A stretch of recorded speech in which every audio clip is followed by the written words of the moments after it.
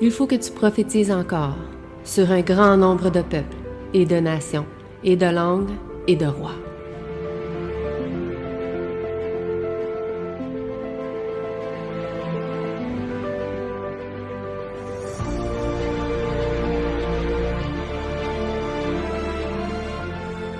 Bonjour à tous et à chacun.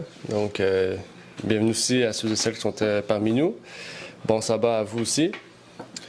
Donc, aujourd'hui, on va réviser la leçon qui s'intitulait « Élie et ses fils ». Donc, cette semaine, nous allons voir en fait l'inverse de ce qui s'est passé dans la vie de Samuel. En fait, qu'est-ce qui s'est passé dans la vie des fils d'Élie, mais aussi à Élie, puisque Élie aussi est concerné. Et donc, avant de commencer, j'aimerais pouvoir faire une courte prière avec vous. Puis par la suite, on pourra donc entamer la leçon, surtout la révision de la leçon, et pouvoir aussi discuter sur le sujet qui est concerné aujourd'hui. Donc, prions. Notre Père est aux cieux, j'aimerais te remercier, Seigneur, pour ce moment que tu nous permets d'avoir, de pouvoir réviser la leçon de l'école sabbat. Puisses-tu nous bénir en cette journée, nous permettre de bien comprendre la leçon et d'en tirer, Seigneur, les choses qu'il faut en tirer, et que tu puisses nous permettre aussi que pour toutes les prochaines leçons aussi, nous puissions bien comprendre et voir, Seigneur, ce que tu veux, que nous puissions ressortir et comprendre de ces histoires, Seigneur, de l'Ancien Testament. C'est ma prière et je te prie donc pour toutes ces choses au nom de ton Fils Jésus-Christ. Amen. Donc, les fils d'Élie étaient des jeunes adultes, OK? Des jeunes adultes qui étaient particuliers, surtout dans leur situation, qui étaient des sacrificateurs. Puis aujourd'hui, on va étudier particulièrement leur éducation. En fait, qu'est-ce qu'ils avaient de spécial dans leur éducation? Et la leçon débutait justement quand on lisait le premier passage de la leçon à la première question. On nous relatait que ces enfants étaient des scélérats. Donc, il va falloir revenir sur ce mot. Peut-être pour certains, il y aura d'autres mots. Je sais que dans la version de Louis II, on dit des hommes pervers. C'est pas exactement la définition du mot, malgré que ce soit des gens de cette catégorie. Mais qu'est-ce que ça veut dire spécialement un scélérat? Qu'est-ce qui définit un scélérat? Donc, pour ceux et celles qui sont sur Zoom, je vais afficher. Donc, est-ce que vous savez qu'est-ce que c'est un scélérat? Ça veut dire sans valeur. OK, sans valeur. OK, mal éduqué. Indiscipliné, OK. Ça, c'est sûr, on va en parler de la discipline. Sans valeur. OK. En fait, dans le mot, dans la signification de ce mot, si on va dans le sens aussi que vous avez été, on parle de indigne, bon à rien, mauvais garçon, méchant. C'est pour ça que la Louis II qui dit pervers, oui, ce sont des gens pervers, mais c'est pas ce qui définit ces gens, en fait. Ce qui les définit, c'est vraiment des mauvais garçons, des bons à rien. En fait, c'est des gens qui avaient un poste important, mais faisaient rien de ce poste-là. Donc, c'était des bons à rien. Puis, ce qui est intéressant, c'est le mot aussi. Scélérat, qui était le mot français. OK? Parce que savoir scélérat, c'est un mot quand même assez précis. Là. C'est un mot qu'on n'utilise pas beaucoup, c'est un mot français. Mais en hébreu, scélérat, c'est Bélial. C'est pour ça qu'on dit Bélial. Il y a certaines traductions qui traduisent par Bélial. Et on induit en erreur que c'est Satan, mais c'est pas Satan. OK? Mais le mot utilisé, c'est Bélial. Puis Bélial, c'est ça, en fait. Le mot grec, hébreu pour Bélial, c'est Bélial en français. Mais ici, dans le sens qu'on le voit, ça peut pas être Bélial, le mot. Donc, c'est scélérat qui définit le mieux, en fait, ces gens. Mais pourquoi on les définit comme ça, en fait? Ça, c'est une autre question. Parce que là, on va étudier particulièrement ces deux jeunes enfants-là.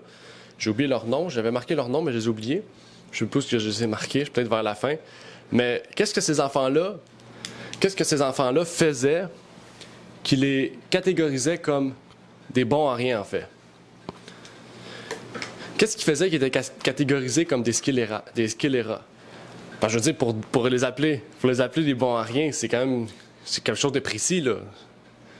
Je veux dire, il faut quand même quelque chose de spécial. Il faut qu'ils fassent rien, en fait, il faut qu'ils soient des bons à rien pour être appelés des scélérats. Mais qu'est-ce qui faisait pour qu'on les considère comme des bons à rien, en fait? Ça définit un. OK, ouais, définir un. Il faisait rien, puis il faisait juste faire des choses qui étaient mauvaises, puis aussi aller à faire des choses mauvaises dans le temple. Mhm. Ils n'écoutaient pas leur père. Mhm. Oui, ils n'écoutaient pas leur père. Ils étaient désobéissants. On a dit s'ils faisaient des choses mauvaises. Ça, c'est important. Qu'est-ce qu'ils faisaient de mauvais? Leur action n'était pas en faveur de ce que Dieu veut. Ils agissaient contre contre les ordonnances de Dieu, en quelque sorte. Je peux dire ça. Oui. Mhm. Exactement. Mais qu'est-ce qu'ils faisaient? Les femmes dans le temple. Oui, ils couchaient avec les femmes dans le temple. Exactement. Devant la porte du tabernacle. Donc, dans la leçon, on n'en a pas parlé de cet aspect-là, mais quand on va un peu plus loin, on fouille. C'est ça, on peut le savoir exactement. Dans Samuel, on en parle aussi, mais c'est pas dans les chapitres qu'on a lus. J'ai trouvé ça plate, je veux dire, j'aurais aimé ça plus voir vraiment tout ce qui faisait de mal dans la leçon. Donc, c'est pour ça qu'il faut quand même parler des aspects qui faisaient de mal. Donc déjà, dans le sanctuaire, ils couchaient avec des femmes, OK? Puis c'était des gens qui étaient mariés, si je me trompe pas, parce que dans Samuel aussi, on parle que c'est des gens mariés aussi. Hein? Fait que c'était des sacrificateurs, OK? Puis aussi, comme on a vu, ils prenaient la viande sacrifiée aussi, mais avant l'oblation. Donc, c'est quand il était cru, là. C'est-à-dire que le gars arrivait sur la place pour le sacrifice, il mettait la viande, puis lui, il commençait à couper déjà, à manger. Il était cru, il y avait du sang dedans, ça veut dire. Déjà, un. Puis deux, puis ben, il était pas cuite. Donc, tu sais, de la viande crue, c'est pas adéquat, là, je veux dire. Mais eux, ils mangeaient ça, OK? Donc, on voit qu'ils étaient habitués aussi au mode sacrificiel de ce que les païens faisaient aussi. Hein? Parce que les païens, ils mangeaient de la viande crue, ils mangeaient le sang, ils mangeaient un peu de tout, là. Hein, n'importe quel type de viande. Eux, ils faisaient la même chose. Puis vu qu'ils étaient sacrificateurs, mais c'est soit tu m'obéis ou soit que je vais le faire de toute manière. Puis ils couchaient avec les femmes. Puis dans les païens, c'est ça qu'ils faisaient. Les femmes qui étaient, comment on appelle ça, les prêtresses dans le temple, dans les femmes, c'était des prostituées, hein, dans un genre. C'est un peu comme l'Église catholique. Il y a les sœurs, c'était un peu les prostituées, parce que les prêtres allaient vers eux. Mais dans les païens, c'était la même chose. Les femmes qui allaient au temple, c'était ceux qui allaient vers les prêtres, parce qu'ils ne pouvaient pas se marier. Ben eux, ils peuvent se marier, mais c'est encore pire, justement. Mais... Il manquait de solennité dans le temple. Il faut Oui. des choses de même, ou prendre de la viande. Puis il voulait en prendre le plus possible aussi, là, Ben oui. c'est ce qu'il disait. Là, puis ça fait comme des porcs, finalement. Ben c'est ça, il n'y avait aucun respect. C'est moi qui est là, puis... Ouais, il n'y avait aucun respect. Ouais. Ben, je pense même que c'était pire que les enfants d'Aaron. Si on se rappelle, les enfants d'Aaron, il manquait de respect. Mais la façon qu'on décrit ces enfants-là, c'est pire, là. Je veux dire, ils sont dans le temple de Dieu, puis ils font vraiment toutes sortes de choses. Puis je pense qu'il y a beaucoup de choses qui faisaient de plus, puis sûrement l'esprit de prophétie en explique plus, que la Bible explique pas nécessairement. Mais vraiment, déjà, juste ces deux choses-là, c'est quelque chose qui est quand même assez important, surtout étant sacrificateur de Dieu, puis étant marié. Ben oui. OK, déjà. Puis que leur père, je sais pas, la mère était où? Peut-être que la mère était déjà morte. Peut-être à la naissance des enfants ou au dernier enfant, on ne sait pas. Mais Élie s'est retrouvé tout seul à pouvoir les éduquer. Mais vraiment, c'était eux qui étaient supposés enseigner le peuple. C'est grave, là. C'est eux qui enseignent le peuple. Puis, qu'est-ce qu'ils enseignent? C'est ce que leur cœur désire. Que c'est ce que leur propre volonté. Fait que ça donne pas un exemple, en fait, là. Puis Élie, c'est pas n'importe qui. C'était le grand sacrificateur, là, Élie. C'était lui qui s'occupait de tout Israël au complet. Fait que c'était pas n'importe qui, là. C'était pas un sacrificateur comme un autre dans une autre place, un autre temple, là. C'était le grand sacrificateur à Silo, où il y avait les gros événements, les fêtes, puis c'est lui qui faisait ça, là. Donc, en fait, c'est inconcevable. Ça avait une influence aussi sur le peuple. Ben oui. Parce que les gens étaient plus intéressés à aller là. Ils voyaient que c'est un bordel. Et puis... Ouais. c'est fou, là. Ben oui. C'est grave. Ouais. Puis, aussi en tant que dirigeant, parce que c'était des dirigeants, puis comme on a vu, là, pour être sacrificateur, il pouvait faire ça dès la jeunesse, mais il devait quand même être assez vieux là, pour être dirigeant, peut-être mon âge ou peut-être notre âge. Qu'est-ce qui était révélé encore plus dans leur conduite en tant que dirigeant? Qu'est-ce qui révélait? Parce qu'il était appelé à quelque chose de spécial, dirigeant du peuple. Mais il faisait le contraire à laquelle, en fait, ils étaient appelés. Okay? C'est comme si c'est comme si tu veux devenir médecin, puis quand tu s'en vas dans la médecine, au lieu de guérir le monde, tu les amènes à mourir, tu sais. C'était pas bon. Ben, c'était un peu ça, eux, là. C'était appelé à diriger le peuple, à les emmener vers Dieu, puis ils font le contraire. qu'est-ce que c'est ça au juste? En tant que dirigeant, qu'est-ce que ça montre en fait envers le peuple? Oui, Raphaël? Mais je pense qu'ils sont infidèles. Ils ne sont pas fidèles. Mm-hmm. Moi, je dis que c'est de l'infidélité. C'est de l'infidélité. Mm-hmm. Oui, exactement. Ils ne sont pas fidèles ni à Dieu, ni aux sacerdoces. Mm-hmm. Oui, infidélité. Ça, c'est sûr que ça en est. L'infidélité. Mais dans la leçon, il y a un mot spécial aussi important. En fait, c'est ce qui les a amenés à mourir, en fait. OK? Là, c'est un crime, ce qu'ils faisaient. Mm-hmm. Oui, un crime. Un crime. Voilà. Mm-hmm. Oui, donc infidélité, crime. Ça, c'est sûr que c'était un crime puisqu'ils vont mourir. On apprend qu'ils vont mourir par la main de Dieu plus tard. Ben, dans la leçon, en fait, c'est pas très loin. Samuel a eu une révélation qui allait annoncer justement leur mort bientôt, avec celle d'Élie aussi. Mais spécialement, la leçon nous dit qu'il y avait un mépris envers l'Éternel. C'était un mépris, en fait, de l'œuvre de Dieu. Puis ça, c'est en fait, s'ils n'auraient pas été sacrificateurs, ça aurait été des gens du peuple qui auraient fait ça, par exemple. Okay? Peut-être pas l'oblation avec les femmes, ou peut-être pas dans le temps, mais je parle dans la vie de tous les jours, ils auraient fait ça. Ça aurait été beaucoup moins pire. Parce que là, ça aurait été peut-être une insulte envers l'homme. Mais là, ici, c'est envers Dieu directement, parce qu'ils sont déjà un sacrificateur, puis deux, ils font ça dans le temple. Donc, c'est vraiment une attaque directe envers Dieu. Puis c'est pour ça qu'Élie dit, en fait, si vous vous attaquez à Dieu directement, ben, je peux pas intervenir. T'sais, c'est entre Dieu et vous. Là. C'est la seule chose qui va arriver, c'est Dieu qui va intervenir. Ça ne peut pas être nous, en fait, qui intervient, tant qu'il s'agit d'un péché envers Dieu. Puis... oui, vas-y. On peut dire aussi que c'est le péché contre l'Esprit Saint. Mm-hmm. Oui, exactement. Vraiment, là, c'est clair. Mm-hmm. Oui. Mais c'est ça, plus qu'on étudie dans les leçons, plus qu'on voit qu'il y a beaucoup d'histoires comme ça. Là. Il y a Akan, c'est un péché contre le Saint-Esprit. Là, on voit ces deux fils-là, péché contre le Saint-Esprit. Puis il y a plusieurs autres histoires dans la Bible. Quand Dieu met vraiment un jugement directement sur une personne, c'est un péché contre le Saint-Esprit, en fait. Comme on remarque, parce que, en fait, Dieu ne va pas mettre un jugement sur une personne si c'est une attaque envers les hommes. Mais si c'est une attaque envers lui directement, qui va intervenir? Il y a juste Dieu. L'homme ne pourra pas intervenir dans une attaque directe envers Dieu. Donc, c'est Dieu qui doit réprimander. Tu comprends? C'est pour ça qu'on voit souvent la ville. On voit telle ville commet des péchés. Dieu demande à Jojo de l'attaquer. Mais si cette ville-là aurait attaqué directement contre Dieu, comme Sodome et Gomorrhe, c'est Dieu qui l'aurait détruit. Tu comprends? Ben, vu que ce n'est pas des péchés directement envers Dieu, Dieu utilise des hommes pour ramener un jugement. Mais un jugement qui est juste. C'est pas un jugement de haine ou de meurtre, etc. De toute façon, ça sera la discussion d'aujourd'hui parce que tantôt, on va parler de est-ce que Dieu tue? Est-ce que c'est Dieu qui tue ou est-ce que c'est Satan qui tue? On va voir ça. Ça sera le... Ouais, c'est un aspect qui est un peu difficile. Souvent, on dit Dieu est amour, il ne peut pas tuer, mais on va amener ça, on va comprendre ça tantôt. Non, mais le fait des hommes, ouais, aussi, oui. par rapport aux hommes, puis par rapport à Dieu, Mm-hmm. c'est une affaire que j'avais pas. Ouais. Jamais réfléchi à ça. Ben, c'est au fur et à mesure, on étudie, on comprend, on apprend beaucoup. Là. Donc, c'est important d'étudier l'Ancien Testament, on voit ça, là, des points importants comme ça.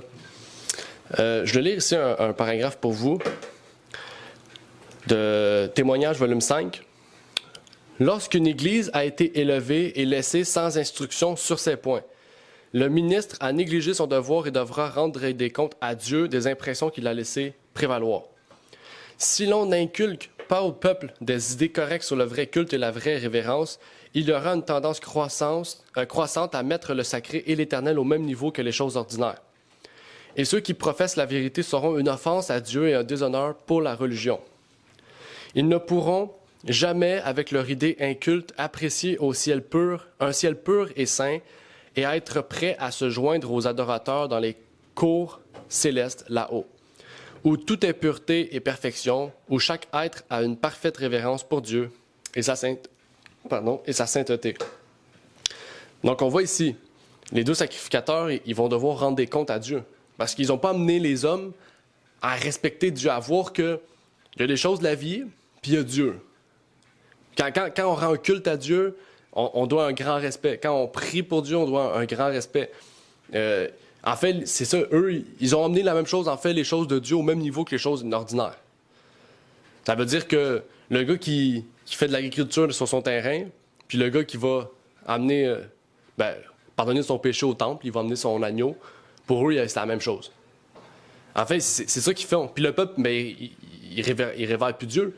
Ils vont aller porter leur agneau, oui, mais bon, je le fais parce que je suis obligé, mais ils ne voyaient pas la révérence, ils ne voyaient pas le but, l'essentiel d'aller porter cela. Puis, c'est justement, on voit dans toute l'histoire d'Israël, c'est pas mal ça qui est arrivé. C'est pour ça qu'ils n'ont pas accepté Jésus, finalement. Exactement. C'est une routine, ça parle. C'est ça, exactement. Le vrai, il est arrivé, puis c'est un imposteur. C'est ça. On va en parler ça aussi tantôt, de ça. C'est important. Mais exactement. C'est un imposteur, puis ils ont dit aussi que il faisait ça par la puissance de Satan. Fait que c'est grave, là. C'est grave, là. C'est dire que Jésus guérissait des malades par l'esprit de Belzébul, là, c'est quand même... c'est assez grave. C'est assez grave. Donc, ça montre leur niveau. En fait, ils ont toutes les choses communes, puis les choses sacrées, c'était devenu la même chose. OK? Donc, il n'y avait plus de différence. Puis ça, c'est écrit, si le ministre a négligé son devoir, il va devoir rendre des comptes à Dieu. C'est pour ça que celui qui est ministre, quand on dit ministre, ça peut être ancien, diacre, tous ceux qui ont un poste pas de dirigeance, je peux pas dire ça. Moi, d'autorité, on peut dire ça. D'autorité, en fait, on pourrait dire un poids sur lui. Il y a son poids à lui, sa propre vie, mais il y a le poids de l'Église aussi. Les âmes de l'Église, en fait. Parce que, tu sais, tout ce qu'il va dire, tout ce qu'il va faire, il va être pris. C'est plate, mais c'est comme ça. C'est comme un président. On va regarder... le président va faire quelque chose qu'une autre personne va faire, mais vu que c'est le président, on va l'accuser. Parce que c'est lui qui est à la tête. Exactement. Exactement.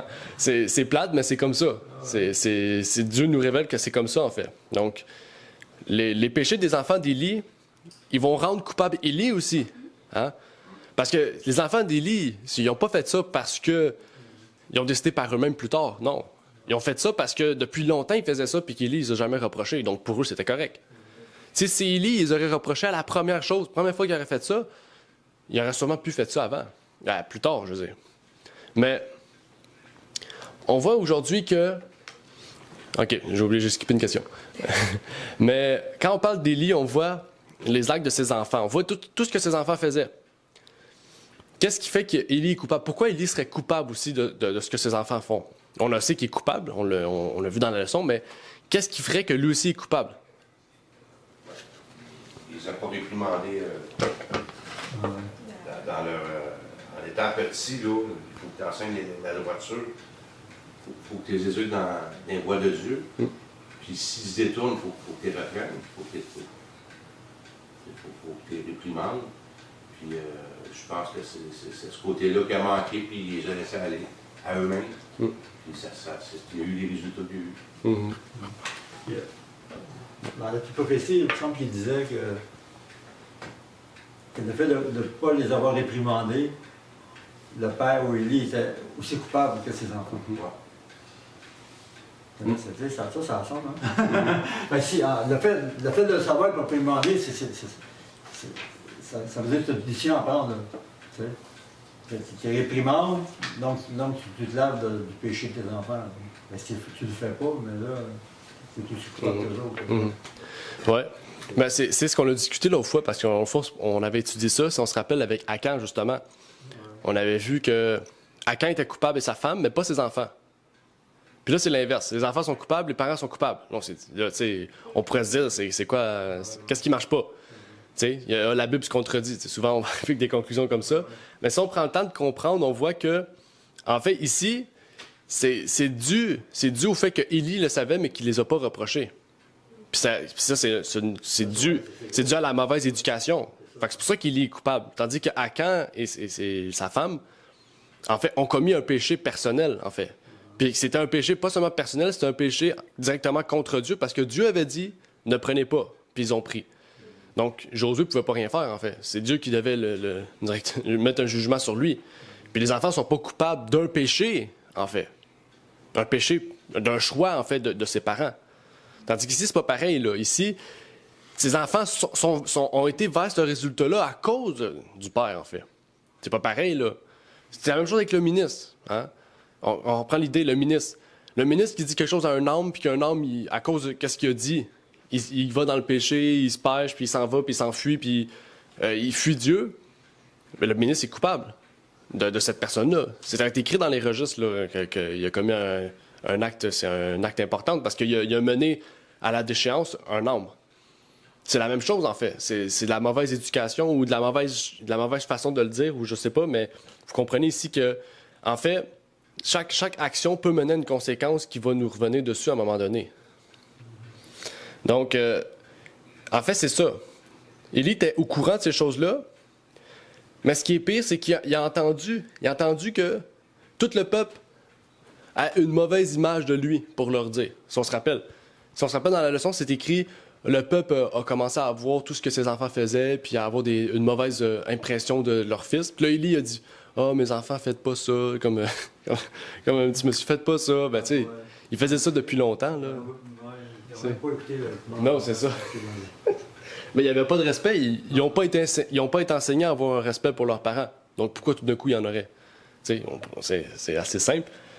Mais est-ce qu'aujourd'hui, c'est pas le cas aussi? Parce que c'est important de faire des parallèles.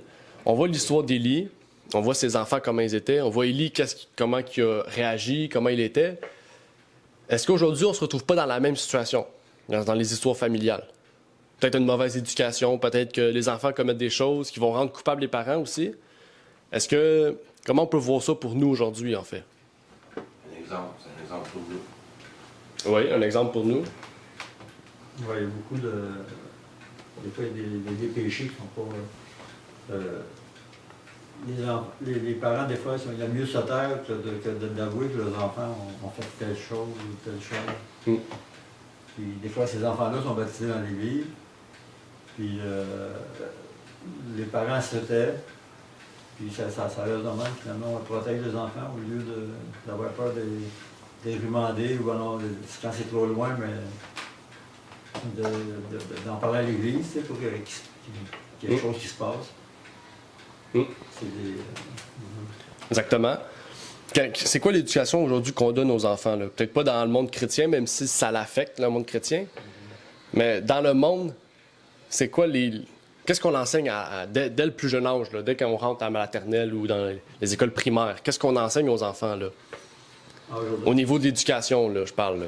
Je parle pas de l'homosexualité ou ça, là. Mais je parle de ces aspects-là. L'aspect des parents, des relations familiales. Ouais, les choses de même, c'est quoi juste qu'on enseigne? Le respect. On enseigne le respect, OK. Ouais, lever la main. Ouais, lever la main.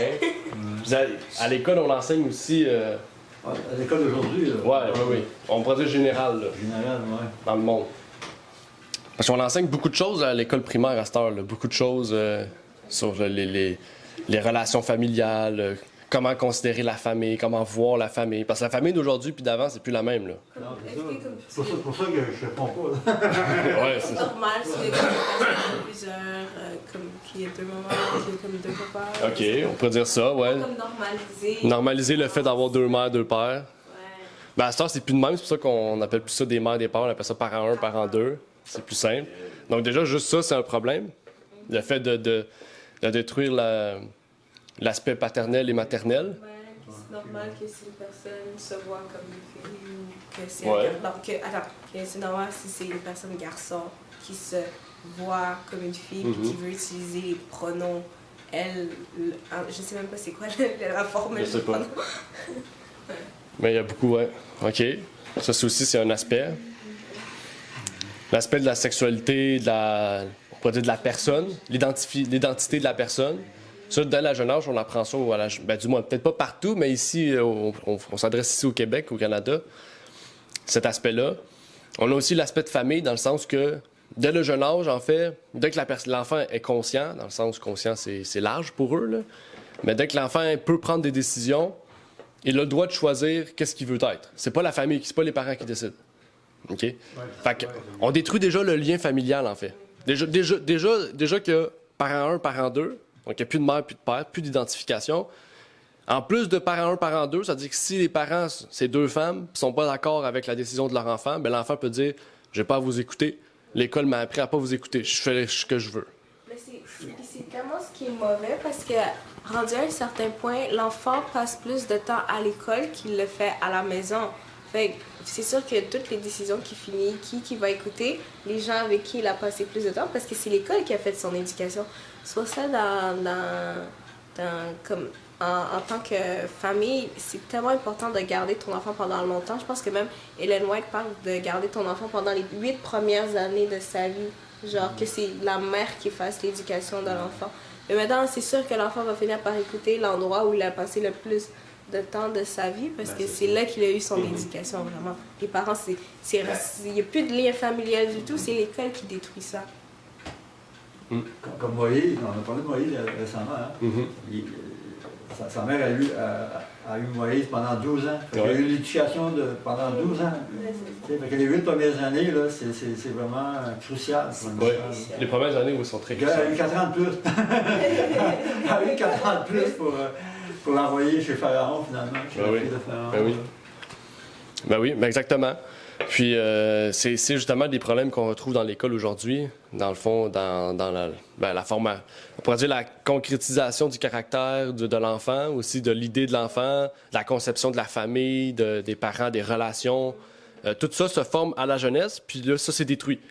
Fait que c'est sûr que aussitôt que le primaire est passé, l'enfant va aller vers la facilité, vers ce qu'il veut, tu sais.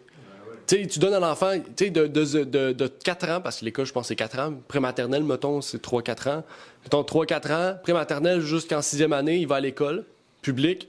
Là, il se fait c'est pas de l'éducation, c'est de l'endoctrinement. On avait parlé de ce jeudi. C'est de l'endoctrinement scolaire. Il fait ça pendant 7 ans, puis après ça, il sort. Puis là, après ça, les parents, ben, je sais pas, là, ils vont dire, bon, tu veux-tu continuer à aller à l'église? T'sais. Pour lui, c'est un effort à aller à l'église. T'sais. Il va à l'église pourquoi? T'sais? Qu'est-ce qu'il y a le fun là? Tu as le choix entre aller à l'église puis aller avec tes amis fumer ou aller avec tes amis dans des bars. Ben, t'es pas dans des bars parce que t'es trop jeune, là, mais dans des clubs ou dans des plaisirs. Ouais, c'est vrai, c'est ça. Les parents ont une responsabilité aussi là-dedans. Ben oui, c'est sûr. C'est pour ça aussi que je parle des 2 aspects qu'on parle. Là. Les parents ont une grande responsabilité. Si c'est 2 parents normaux, là, hommes-femmes, ouais. Ils ont une responsabilité là-dedans. Ils ne sont pas obligés d'accepter que le système éduque ton enfant. Ah, bien sûr que non. Surtout si tu es chrétien, tu peux le garder chez vous, ton enfant, pour faire l'éducation chez vous. Sinon, tu donnes au système, tu donnes à l'éducation. C'est eux autres, c'est eux qui l'éduquent, dans le fond, ton enfant. Avec tout ce qui se dit, tout ce qui se fait aujourd'hui, ben, tu aurais beau mettre les efforts, mais il va être scrap, ton enfant, c'est scrap. Ouais. Il n'écoutera plus ses parents, c'est l'extérieur, l'éduquer. C'est vraiment grave. Oui, exactement. Donc oui. Moi, il y a une question qui Oui. Oui. Moi, je pourrais dire, là, il lit face à ses enfants. Il était rendu justement à un certain âge. Il était marié, tu disais? Ben, c'est ça. D'après moi, si son sacrificateur, la façon qu'il était, d'après moi, il devrait avoir 25 ans peut-être. Parce que comme on a vu la semaine passée, c'est à 25 ans que tu commençais vraiment à être à plein temps dans le sacrificateur, à faire plein de choses. Ah ouais, c'est ça, ouais. Fait qu'il devait avoir, c'est ça, dans vingtaine, trentaine. Samuel, c'est l'exception. Hein? Ouais, c'est une très grande exception. Ouais, c'est la seule exception. Ouais. Qu'est-ce qu'il aurait dû faire, Élie, à ce moment-là, pour corriger ses enfants? Ouais, c'est une bonne question, ça. C'est ça, OK. Faut vraiment corriger? Ouais. Ben, ouais, c'est vrai. C'est une bonne question, ça. Ben, ça, c'est dur à répondre, on n'a rien pour. Moi aussi, j'ai réfléchi à ça, puis. Si Élie aurait été un bon père, qu'est-ce qu'il aurait dû faire directement? Tu sais, là, il stanne, là, puis je sais pas, il se fâche, là. Le peuple qui est contre moi, là. Ouais. Qu'est-ce que je fasse de quoi présentement? Qu'est-ce que je fais, là? Qui les a donné sacrificateur? Ça, on sait pas. D'après moi, c'est leur père, mais souvent, c'est le peuple qui choisissait aussi. Tu sais, le peuple était là aussi pour la consécration. Mais ça se peut. Premièrement, il aurait dû les raser. Ben, moi, c'est ça que j'aurais fait ou j'aurais pensé aussi. Les enlever complètement. Les retirer. Ouais. Puis. Ouais. Ben, je pense que c'est la première chose. Faudrait voir peut-être qu'est-ce que la Bible dit à ce sujet-là. Ouais. sur un péché comme ça. Peut-être dans Lévitique ou Deutéronome ou Nombre, peut-être qu'il en parle de ça. Tu sais, quoi faire quand il y a un péché vis-à-vis d'un sacrificateur. Il sortait du peuple aussi. Il Peut-être c'est ça. Peut-être qu'ils les envoient dans le désert. Va 3 ans dans le désert. Là. Va réfléchir. Comme Jean-Baptiste puis Paul. Là. Ben, dans le temps, c'était la lapidation. Là. Ben ça, peut-être que c'est ça. Là. C'est agréable comme péché. Là. Ouais. Et étant donné que les dirigeants à ce moment-là ne faisaient rien, mais Dieu, finalement, c'est lui qui a agi. Ben là, ça c'est sûr. Exactement. Parce que c'est un péché directement contre lui. Parce que normalement, il aurait dû mourir, ces gars-là, là, par les dirigeants. Mm-hmm. Ben oui. D'après la loi, là. Oui, exactement. Exactement. Bon point. Ben, c'est une bonne question aussi, là, mais ça serait peut-être à rechercher, voir exactement qu'est-ce qu'il faut, si c'est lapidation, ou si c'est flagellation, ou si c'est d'autres types de... Peut-être la mort aussi directement. Ouais. Donc, il faudrait voir ce que la Bible nous dit à ce sujet-là. Ça serait un point à vérifier. Mais je pense aussi, dans le sens que tu as expliqué les choses, je pense que ça serait la meilleure chose aussi, ce qu'on voit dans la Bible aussi, la radiation et ces choses-là. Là. Mais comme on peut voir avec Aaron aussi, on peut voir l'histoire d'Aaron aussi, c'est un point important. Quand le peuple a dit à Aaron, fais-nous un veau d'or, Aaron a dit oui. Ben, il voulait pas, là, mais finalement, il l'a fait. Tu sais, il est pas mort, Aaron, là. Il sait pas rien. Pourtant, c'est l'idolâtrie, là. C'est le premier commandement là, qui était fini, là. Puis, Moïse l'a réprimandé, tu sais, fortement. Tu sais, il a même tué 10 à 15 000 personnes, là, directement sur place, en lançant une pierre. OK? Puis, on dit tuer, il les a tués, là. Il a lancé la pierre, puis ça s'est fendu, puis ils sont morts. Okay? Donc, c'est juste pour vous dire à quel point c'est grave. Mais Aaron, il est pas mort, là. 10 à 15 000 personnes sont mortes, mais Aaron est pas mort. Pas plus que ça, 23 000. Ben après ça, il y en a eu d'autres, mais sur le coup, il y en a eu beaucoup, là. Mais exactement, Aaron, Moïse le reprochait fortement, puis il n'a plus jamais recommencé. Mais, tu sais, il y a quand même 10 à 15 000 personnes qui sont mortes, là, sur le coup. Donc, ici, peut-être, Élie aurait peut-être dû faire comme à Moïse, reprendre sévèrement ses fils pour leur dire, suivez ce que je fais, arrêtez de faire ce que vous faites, ou comme tu as dit, les radier. Peut-être s'arrêter la deuxième étape, tu sais. Mais vraiment, parce qu'aussi, il faut savoir où est-ce que ses enfants étaient rendus à un point de non-retour aussi, là. Tu sais, comme l'a vu, tu sais, pour qu'il se révèle à Samuel, puis que Samuel dit ça à Élie, puis qu'Élie dit que la volonté de Dieu soit faite, qu'il n'a pas réagi plus que ça, c'est comme... Tu sais, c'est grave, là, quand même, là. On se dit comme ça, c'est comme si tu dis...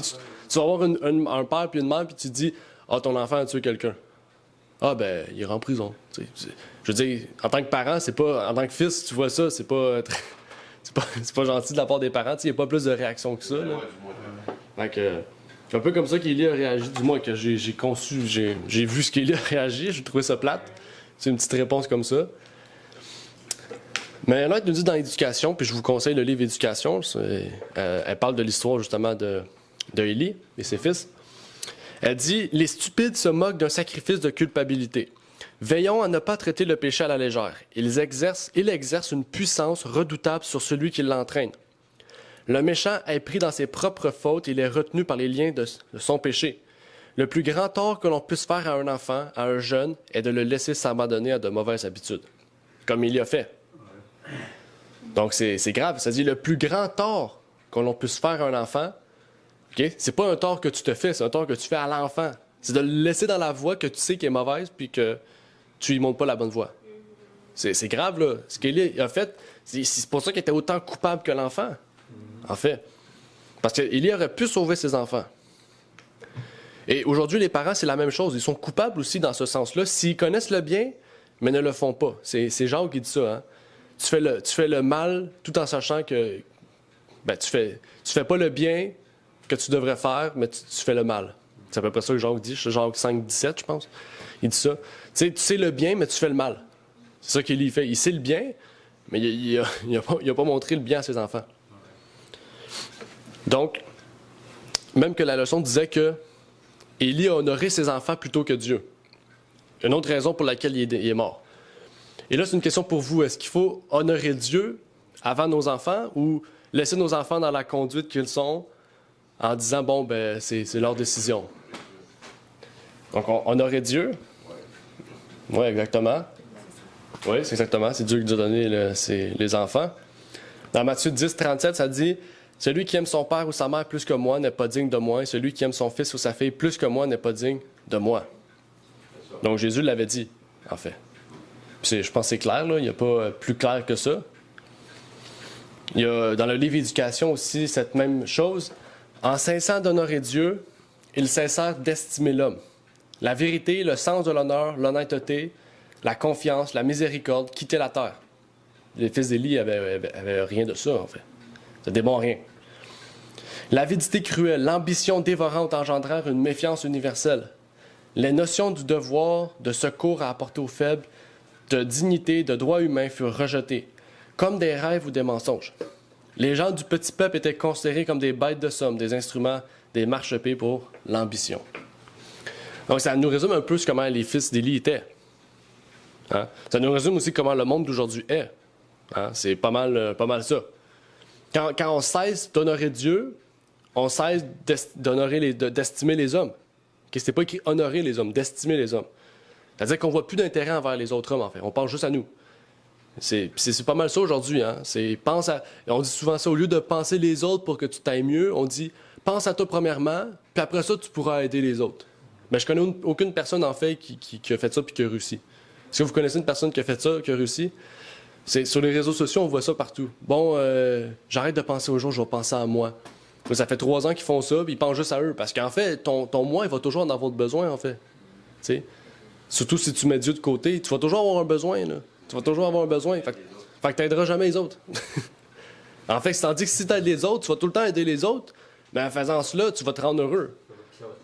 C'est ça, exactement. Mais à l'inverse, non, ça marche pas de même. Si tu t'aides toi, tu n'aides pas les autres. Fait que là, tu sais, tu vas voir un itinérant, puis là, tu vas dire, oh non, j'ai besoin de l'argent, tu sais, il faut que je m'achète ce que moi j'ai besoin pour être bien. Puis là, quand tu l'achètes, après, 2 mois après, tu l'aimes plus ta chose, là, ce matériel. Puis pourtant, tu n'as pas aimé plus ton prochain, là. Fait que c'est ça, ça t'en fait. Il pense à toi, puis après, tu penseras aux autres. Comme dans l'avion. Dans l'avion, ils disent, quand les masques descendent, il faut que tu mettes ton masque avant de le donner à l'autre. Ouais. Ouais, c'est vrai. Ouais. Parce que si, ouais.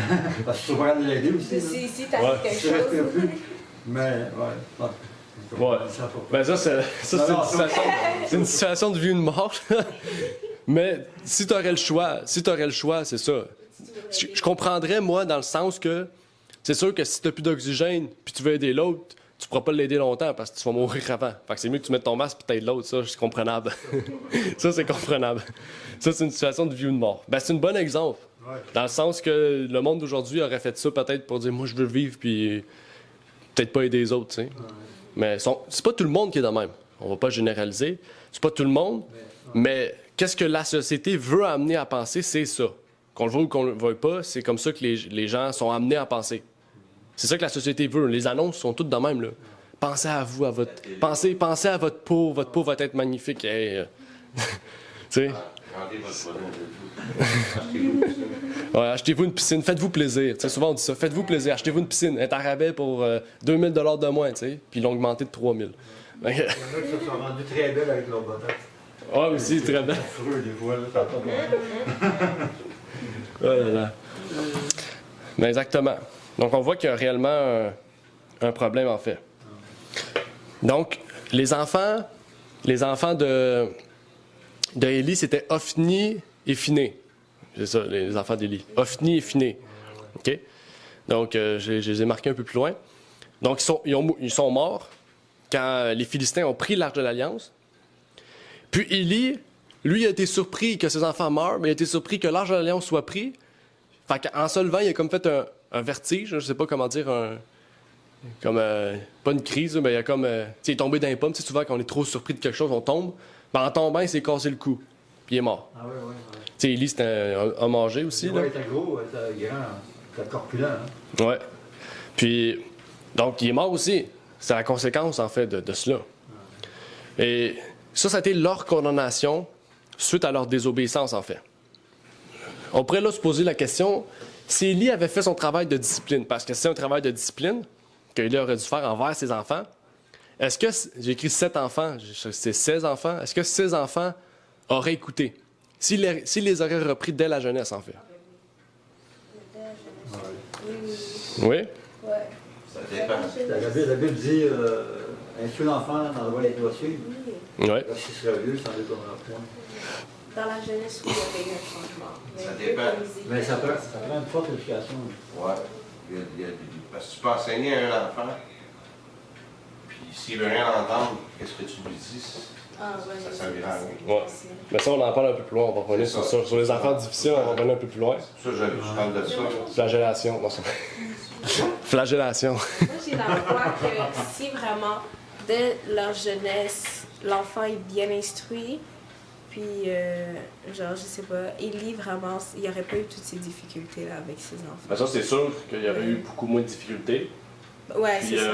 puis aussi, il faut savoir que selon le caractère aussi, on fait une éducation différente. C'est pour ça que c'est important de connaître notre enfant aussi, hein, de savoir nos enfants, le tempérament des enfants. Parce qu'il y a des enfants, c'est sûr, qui vont être plus difficiles. T'sais.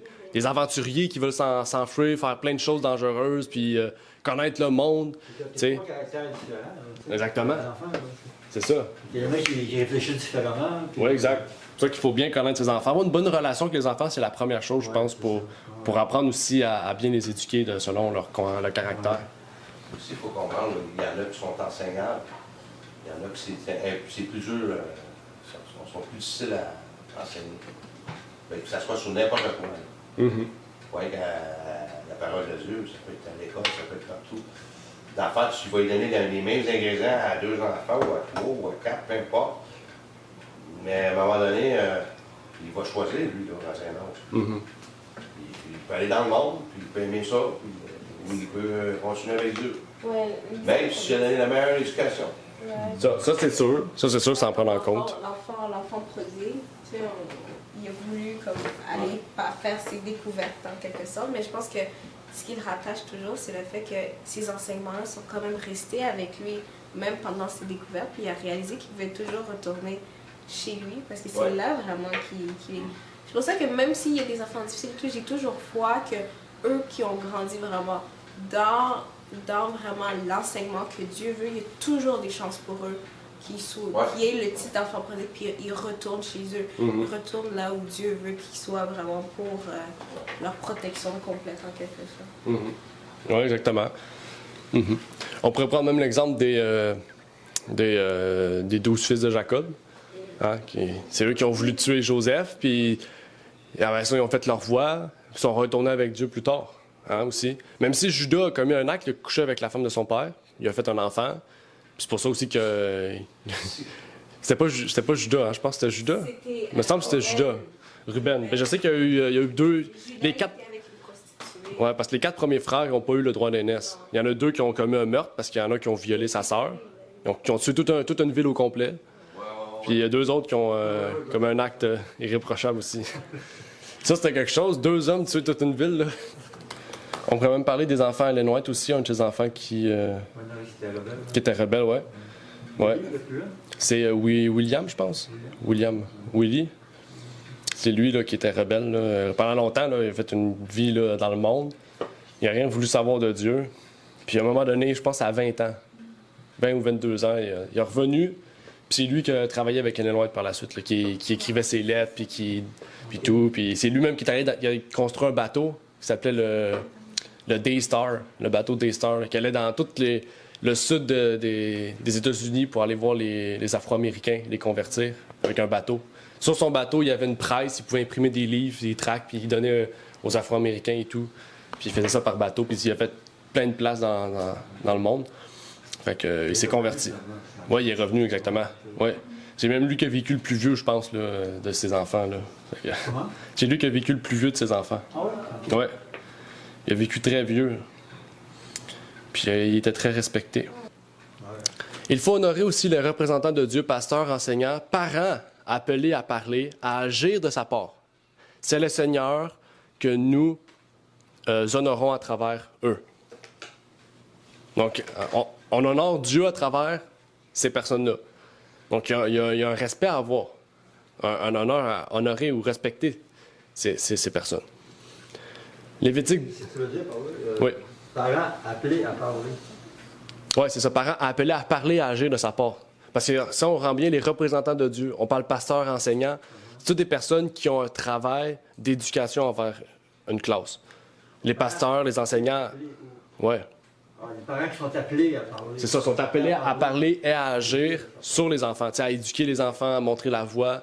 C'est eux qui doivent être honorés parce qu'ils font le travail de Dieu. Donc, c'est pour ça en fait que le reproche est autant grand pour les pasteurs, pour les enseignants que pour les parents qui font pas leur travail envers les enfants ou envers l'Église en fait. Lévitique 19:32, lève-toi devant les cheveux blancs, honore la personne du vieillard et crains Dieu, je suis l'Éternel. Donc, on parle des respects aussi des personnes âgées. Puis même Ellen White ou même la Bible dit aussi, si on se rappelle, honore tes parents même dans la vieillesse. C'est ça que la Bible dit, hein? Puis c'est ça que le 5e commandement dit. Dans toute la vie des parents, les enfants doivent honorer leurs parents, prendre soin de leurs parents, être là pour eux, prier avec eux. S'ils sont malades, les assister. En fait, c'est ça, honorer ses parents. Le 5e commandement, c'est ça. C'est pas juste le fait de dire j'ai un père, j'ai une mère, je les reconnais. Non, c'est honorer, c'est les respecter, c'est en prendre soin dans leur vieillesse, c'est de pouvoir les assister dans cela. OK? Et ça fait partie de la discipline, ça. Ça fait partie de la discipline. OK? Parce que quand l'enfant est jeune puis que les parents sont jeunes, on apprend aux enfants à respecter les personnes âgées. Respecter ceux qui sont aux cheveux blancs. OK? Pas seulement en tant que conseil. On doit aller prendre des conseils envers eux, mais vous devez les honorer. OK? Parce qu'on doit un respect envers ces personnes-là. C'est justement ce qui forme le caractère d'un enfant. Puis, la leçon, elle est un petit peu plus loin. Ça, je voulais revenir avant parce que je sais que je suis en retard. On l'a dépassé, mais c'est une leçon qui est très importante. Dans Proverbe 19:15, ça dit « La verge et la répréhension donnent la sagesse, mais l'enfant livré à lui-même fait honte à sa mère. » Là, on parle de verge, on parle de répréhension. Donc, en fait, on comprend la deuxième partie. L'enfant livré à lui-même fait honte à sa mère. Donc, un enfant qui est mal éduqué fait honte à sa mère. C'est ça, aujourd'hui, la chose scolaire. Oui, exactement. On livré à eux-mêmes, là. Oui. Ça, on comprend. Mais si on parle de verge et répréhension, qui donne la sagesse. Donc, plus tu frappes ton enfant, plus il est sage, c'est comment ça marche. Comment ça marche, cette affaire-là? Qu'est-ce que ça signifie, verge, répréhension, donne la sagesse? Il y a une église qui a interprété ça à leur façon. Oh, il y a toujours du monde qui vont interpréter ça à leur façon. Hein? C'est l'homme, c'est l'homme. On ne pourra rien faire à cela. Mais c'est notre travail en tant que, surtout des dirigeants, les parents, d'éduquer les enfants, justement, dans la bonne compréhension des choses aussi.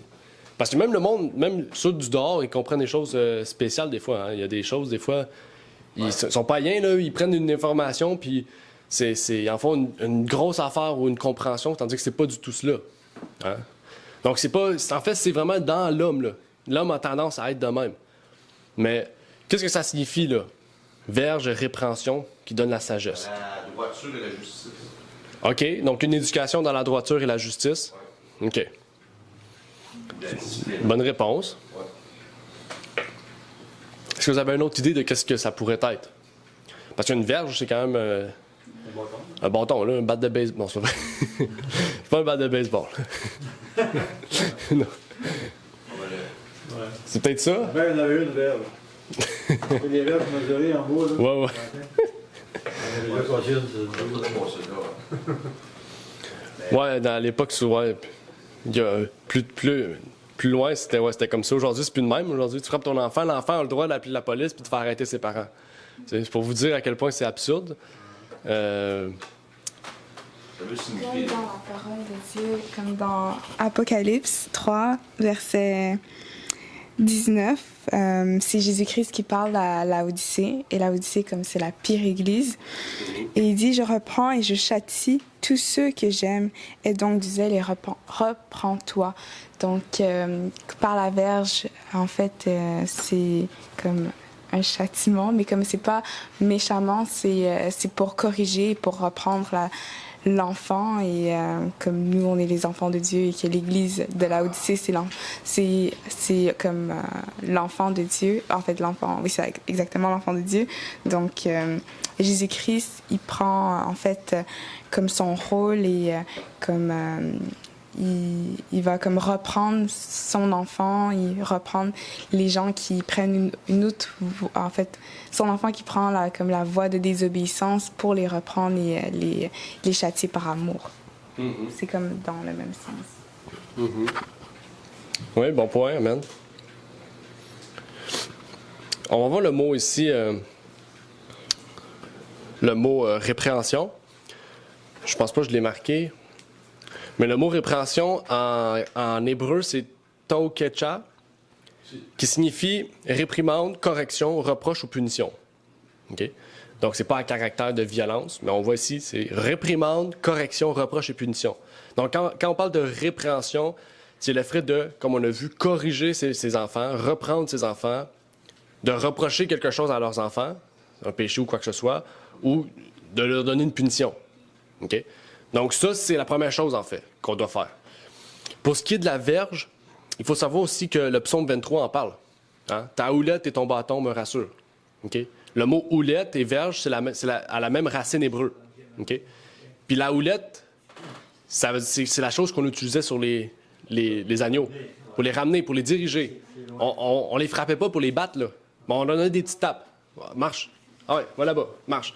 Fait que le but de la verge, c'est de, quand l'enfant se détourne, c'est de le reprendre puis de dire, hey, marche là-bas, là. Parce que si tu vas là-bas, il va arriver telle chose, puis tu vas vraiment partir loin. OK? C'est comme un mouton, comme un agneau. On le reprend dans le droit chemin, avec une verge. Ça veut dire qu'avec un bâton, ça veut pas dire qu'on le frappe.